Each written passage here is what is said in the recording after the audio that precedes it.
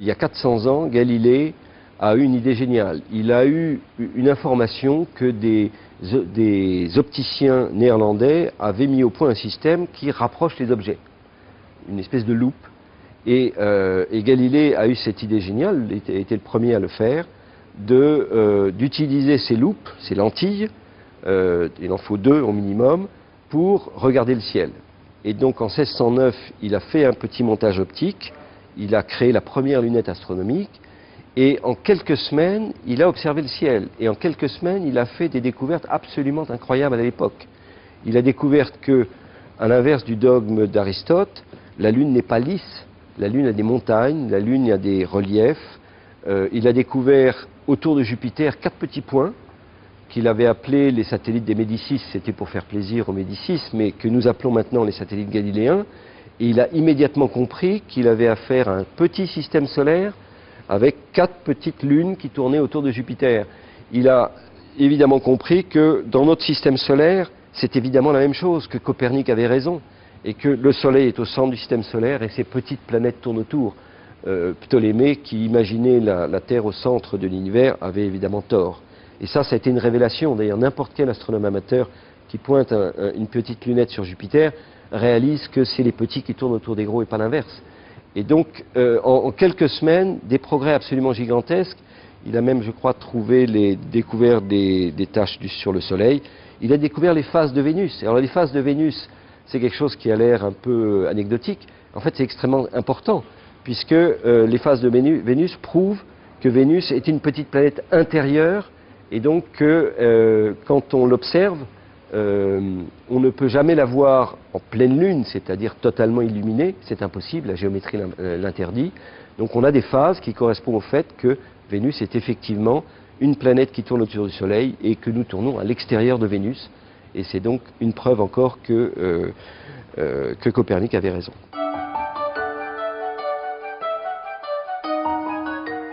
Depuis Galilée, et donc depuis 4 siècles, l'exploration planétaire a évidemment eu besoin de se rapprocher encore plus. Et l'exploration planétaire est une discipline qui est essentiellement liée aux technologies spatiales et au besoin de s'arracher de la gravité terrestre et d'aller au voisinage de ces objets. Tout ce que l'on peut faire depuis la Terre avec les télescopes est extrêmement limité. Donc Galilée, qui a eu fait ses premières observations, aujourd'hui on est obligé de se transposer par les engins artificiels que nous envoyons autour des planètes, à la surface des planètes, peut-être sur des rovers qui explorent Mars ou d'autres planètes. Et toutes ces technologies, c'est finalement cette idée géniale de Galilée que l'on poursuit maintenant avec cette exploration qui n'est pas encore terminée et qui durera encore plusieurs décennies.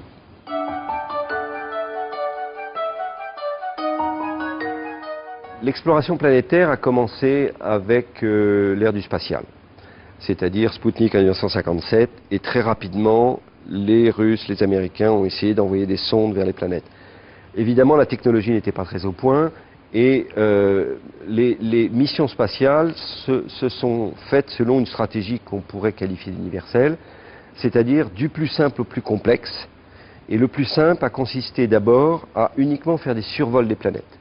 Et le meilleur exemple, ça a été les missions Voyager, et Voyager 2 en particulier, qui a survolé Jupiter, Saturne, Uranus et Neptune, les 4 planètes géantes entre les années 78 et 89. Donc un énorme retour scientifique pour des petites sondes relativement simples et très faciles à piloter. Après, on complexifie un peu le problème, et là où on a fait cette découverte, on veut maintenant faire une analyse détaillée. Donc c'est l'étape numéro 2. Il faut une étape un peu critique, c'est qu'au moment où on survole la planète, on doit freiner très fort avec un moteur, s'insérer en orbite.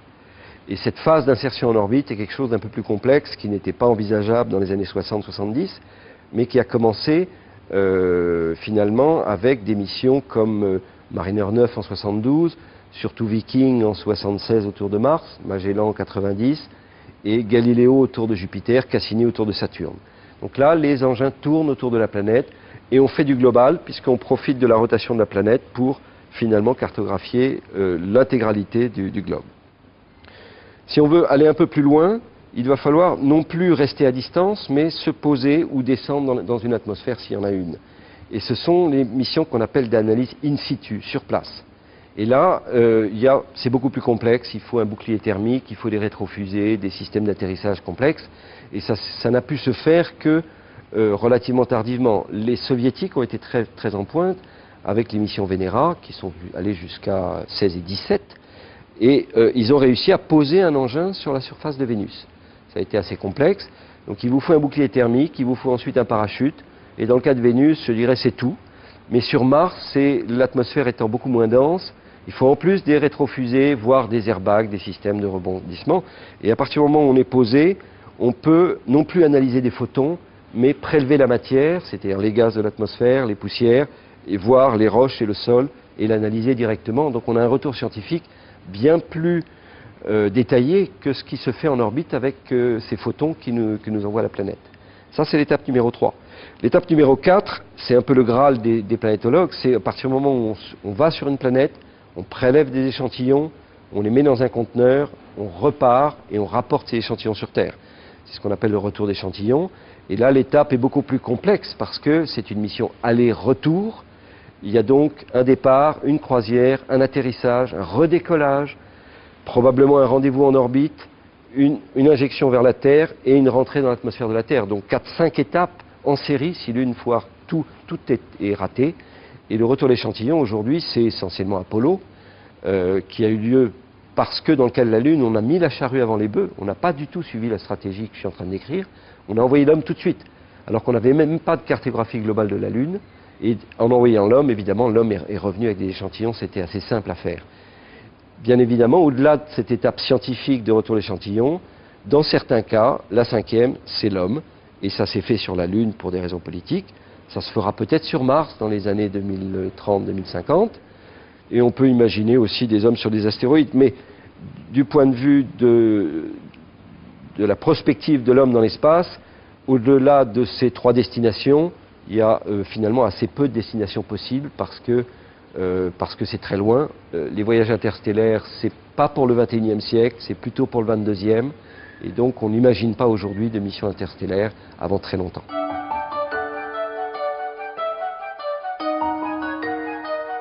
Si on se projette dans un siècle, on peut imaginer que nos technologies nous permettront de faire des voyages interstellaires, même si aujourd'hui, même sur le papier, on voit que c'est très très difficile et pratiquement impossible, mais on peut toujours rêver, on aura fait des progrès sur les véhicules de transport. On peut certainement imaginer que bien avant un siècle, on aura trouvé des planètes extrasolaires habitables et probablement que nous aurons des preuves que certaines sont habitées. Je pense à des missions spatiales qu'on appelle Darwin, à l'Agence spatiale européenne, qui consiste à mesurer le spectre de l'atmosphère de ces planètes.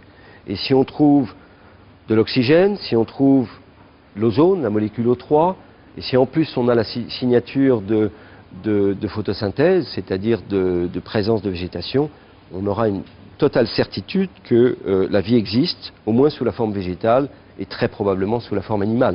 Ça sera extrêmement excitant et extrêmement frustrant, parce que ces planètes, à plusieurs années-lumière du Soleil, il est pratiquement impossible d'aller les visiter, et je pense que dans un siècle, on aura encore beaucoup de difficultés, parce que l'univers est immensément grand, et Einstein nous limite de façon théorique et absolue aujourd'hui à la vitesse de la lumière.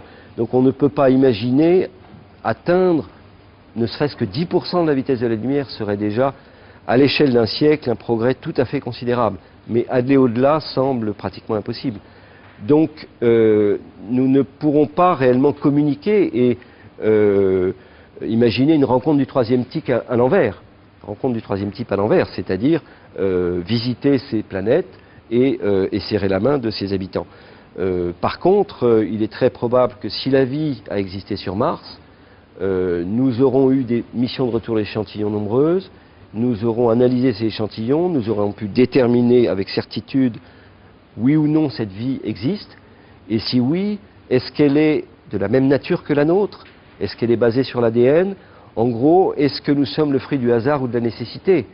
Le hasard, ça voudrait dire que notre vie est basée sur l'ADN, la vie ailleurs est basée sur autre chose, et il n'y a pas de point commun dans la vie dans l'univers, ce qui est quand même une question extrêmement importante.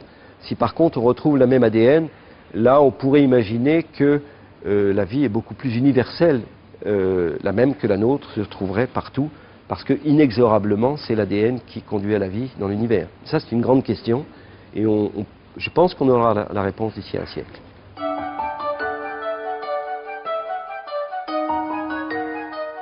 La science-fiction a un avantage considérable par rapport à la science, c'est que le scénariste ou l'écrivain n'a pas besoin de respecter les lois de la physique.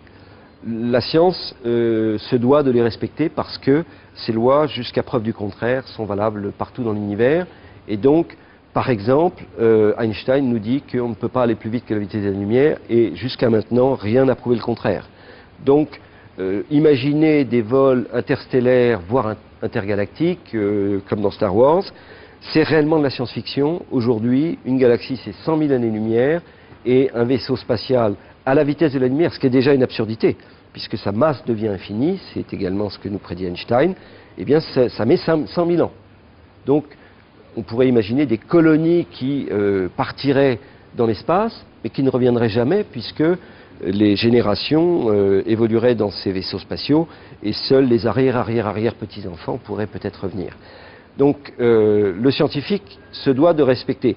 Il y a néanmoins des modèles de cosmologie qui prédisent, par exemple, on sait que l'espace est courbe, mais ces modèles prédisent que ces courbures pourraient correspondre à des repliements très, très importants, comme un tapis froissé, et de là à imaginer que l'on passe à travers les plis du tapis, le résultat, c'est qu'on pourrait finalement, par un artifice, violer Einstein et aller beaucoup plus vite que la vitesse de la lumière.